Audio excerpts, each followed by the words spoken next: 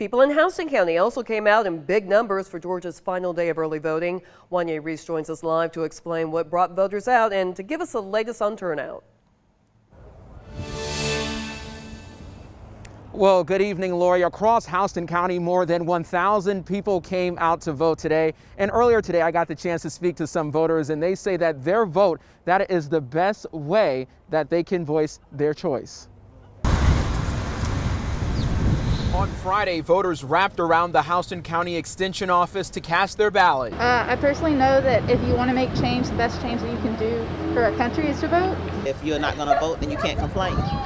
You can't have anything to say if you're not trying to do something about it. Voters I talked to waited in line for an hour to an hour and a half before getting inside.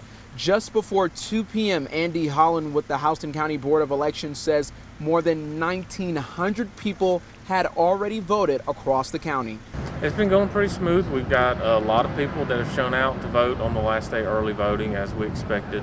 Holland says since early voting started, more than 32,000 people have voted early in the November election.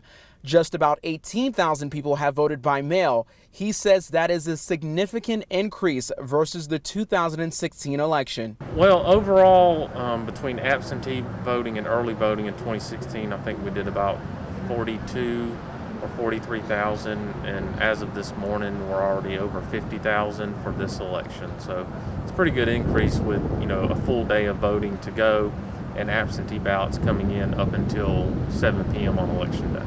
Motivating voters in Houston County to vote no matter how long it takes. The weather was nice and I did want to vote by myself. It helps a lot to have patience.